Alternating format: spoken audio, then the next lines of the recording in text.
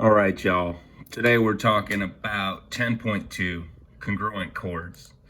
Now remember what a chord is. A chord is just a segment that connects 2 points on a circle. So it's a segment inside of a circle that just connects 2 points on the circle. So this green line's a chord. This diameter is actually a chord. This radius is not a chord because it doesn't go to the opposite side. And the question is, well, hey man, what if two chords are the same distance away from the circle? So let's recall, let me exit out of here, recall what distance means. There's like a deeper meaning to the distance of a chord from the center of a circle. And so here in green, I have two chords, right? This green chord here, D1C1, and this other green chord, DC. Notice this red line represents the distance that this chord is away from the center.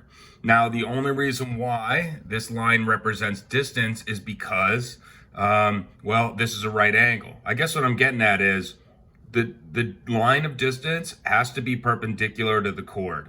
If it was turned just a little bit, then it wouldn't be talking about the distance that the chord is away from the center. And so I got this theorem that says, hey, if two chords, if they are the same exact distance away from the center, then those two chords are congruent. Which is to say, if this segment in red is the same size or congruent to this segment in red, if the distance is the same, then the chords are congruent. And that's what the theorem is saying. The reverse works as well. So there's another theorem that says, well, what if the two chords are congruent? Basically, what if you already know the two green lines are the same size? If you already know they're the same size, then that implies that these red lines are congruent. These red lines are the same size because it implies the chords are the same distance away from the center.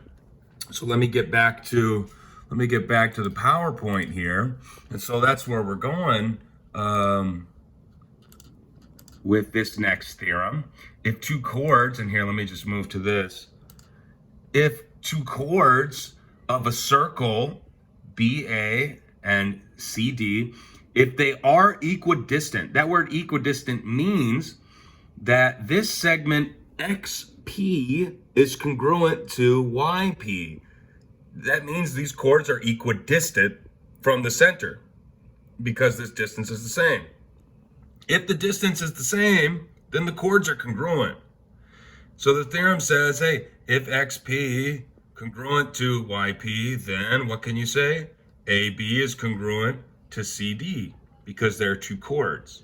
So that's one theorem that we need to use. Let's do an example problem. You know what? I'm going to use the example problems in the book, and I'll just show you this way. Okay, let's see here. So look at this problem. Let me grab my trusty pencil here. This is a find problem, okay? What's given? O is the center of the circle. We need to know that. And AB is congruent. AB is congruent to CD, okay? And we know that OP, let me write this down for you. OP is 12x minus 5. Okay, 12x minus 5. That's what OP is. And OQ is 4x, all right? 4x plus 19. Okay, great. Find OP. So OP here is a distance, right, that this chord is away from the center. How are we going to find it? Well, we need to solve for x, right, to find the actual distance of PO. And so because it was given that the chords are congruent, and the theorem works both ways. If the chords are congruent, then the distance is the same. If the chords are congruent, then both chords are equidistant from the center of the circle, which means that PO here is congruent to QO. And since they're congruent, I can set their expressions equal to each other, right? So I set them equal to each other, solve for x is 3, and then I can just plug x back in to solve for OP. But the way that we found this OP value is we had to use that theorem. The theorem that says if two chords are congruent, then the distance is the same away from the center. They're equidistant. The distances are congruent. And so let's see, let's check out this proof. Because I only showed you the one theorem. It goes the other way too. If two chords of a circle are congruent, then they are equidistant. So if equidistant, then chords congruent. But also if chords congruent, then equidistant. It works both ways, okay? Those are the two theorems that you need to know. And let me just show you this proof as an example as well. Let's see.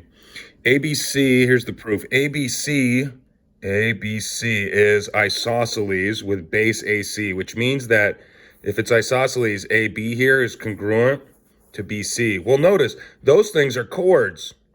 And since they're chords and they're congruent, well, then they're the same distance, they're equidistant away from the center. Now we need to know what the distance is. The distance has to be a segment that's perpendicular to the chord. So then this is the segment that represents distance of this chord AB from the center. And this is the segment that represents the distance that this chord is from the center. Well, if the chords are congruent, then these little pieces are congruent, okay? Let's see, what else do we know? Okay, yeah, P is the center. They already gave us those tick marks. Those are perpendicular, but we need to prove that PQR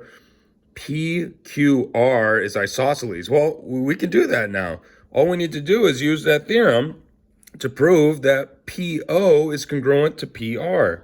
Why? Because if two chords of a circle are congruent, it was given, then they're equidistant from the center, which makes it isosceles. So there's another example for you.